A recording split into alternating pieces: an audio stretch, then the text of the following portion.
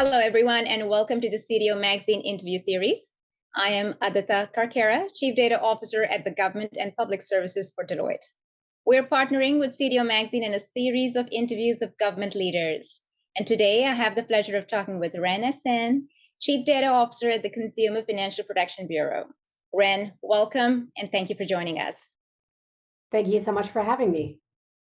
Well, Ren, to start off, I know you've been with the Bureau for a while now, and you started off your CDO journey, I believe, in 2019. So I think the audience would really enjoy to hear about your journey at the Bureau. Also, a little bit about what the Bureau's mission is, and then if you could talk about how you eventually change your roles to become a CDO at the Bureau.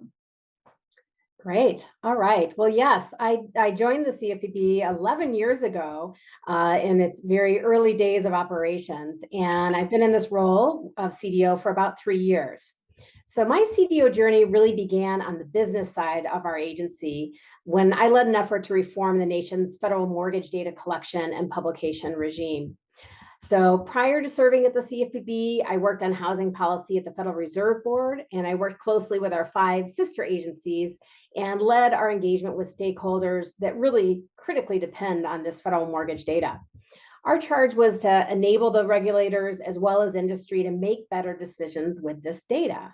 So that impacts consumers and impacts the economy as a whole. And working with these consumer groups was important to really understand the needs of the data user. And I worked both across industry to understand their pain points on the data collection side, and also working with financial institutions, reporting the data to ensure that our solution would work for the reporters. In this process, we also had the opportunity to facilitate public access to the data and improve the ability of data users, the public, academics, and all of those who use the data to ensure that they could have more timely analytics. So overall, we needed to modernize our data system for collecting and publishing the data. And we did this with some core principles around open source code and having a user-centric approach that considered the experiences for both industry and data users. And this was a great success. So after this effort, at the intersection of policy and data, I then joined the Bureau's first CDO, Linda Powell, some might know Linda, to stand up our data policy and governance team. And when she left the agency a little over 3 years ago, this was right around the time of the Evidence Act, which affected most of the agencies, federal agencies. And I was then hired to stand up a new Office of the Chief Data Officer. So that's when the role was elevated within our organization and how I came to be CDO. Wow, what a fantastic journey, Ren. Congratulations on everything you've accomplished so far and the brilliant work you're doing today as leading the organization in its data efforts. Curious to hear, every CDO in the federal space, even though there are some things mandated by the Evidence Act, each CDO in each organization has some unique perspectives to their role and responsibilities. So would love to hear a little bit more about where the role of the CDO sits in your organization and what are some of its specific roles and responsibilities that you are responsible for. Great.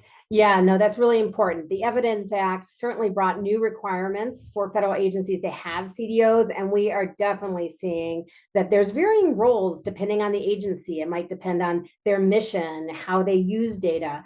So we're really seeing it vary a lot.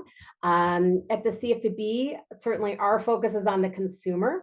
We are charged with implementing and enforcing the federal consumer financial laws and ensuring that markets for consumer financial products are fair, transparent, competitive. So that focus on the consumer for us is really important.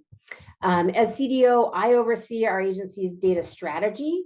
I'm responsible for facilitating compliance with the many data and information statutes across the federal government and really manage our data across the life cycle from data intake all the way through to data release.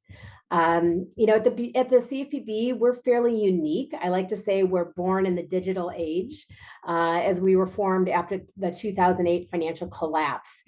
So having been stood up just a decade ago, many federal agencies have lots of siloed data. They have, some of their challenges might look really different than a new agency.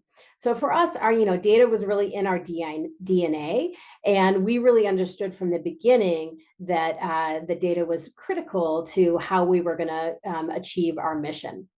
So from the get-go, we established a centralized data function at the Bureau. We have centralized enterprise-wide data governance. So that really helped us as the Evidence Act came down and new provisions came down for us to follow. So for me, managing that means, I review all the data intakes at this enterprise level we have a data intake group that's vetted by cross-agency partners to look at all the requirements of the data coming in. And then at publication, we're also very centralized around having a data release group that really looks at the DID, really thinks about all the implications of data publication.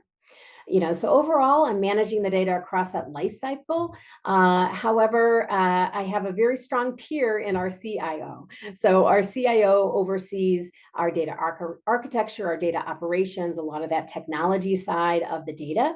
And we then both report up to the chief operating officer. So, our data program here at the Bureau, it's really a partnership effort, both with our business side as well as across with our CIO. Well, thank you for sharing that with the audience and with me, Ren, just now. I love what you said about CFPB born in the digital age, and that data is really part of the DNA. And also very interesting to hear about how you're positioned and how your CIO is such a key partner in everything you're doing with your data efforts there. One of the things you touched on was that you are responsible for managing the data strategy for the CFPB.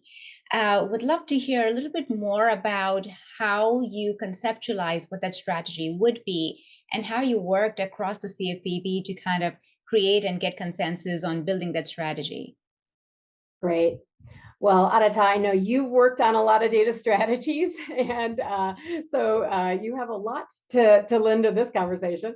The biggest thing, of course, is how challenging it can be to bring all of the stakeholders together and really keep people engaged throughout the process, keeping that process moving. We knew that it was really important to get the right people to the table so that our business needs would really serve as the strategic drivers. So, it can be hard. Business-focused people in any agency maybe have a lot of competing priorities. So for them to really understand why it was important to be at this table and helping to drive the data strategy. So with that, we spent a lot of time with our data stakeholders, going out, meeting with so many of them, doing interviews, having lots of conversations. We then developed an executive committee, and this is where we really garnered that participation to ensure that we are listening and reflecting back to our business partners.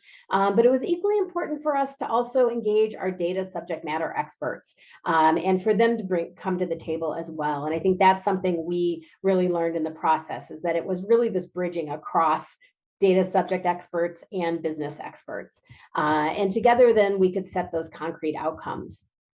For us, we leveraged our data governance board, something that's required of all federal agencies, something that's great to have if you're a CDO out there and have not yet shaped a data governance board. It's a great way to get that business engagement.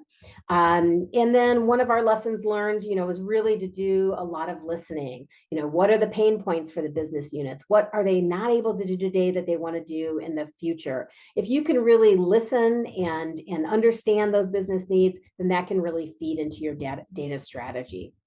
So I would say most of all, we learned that stakeholder engagement was really key to building a solid strategy. I know the audience here would love to hear more from you. So maybe in a few months, we might circle back with you and see how your data strategy efforts are progressing and what's new on your horizon. But for today, thank you so much for joining me, Ren, and sharing your perspectives. And for the audience, please continue to visit cdomagazine.tech for additional interviews with phenomenal government executives. Thank you. Thank you so much.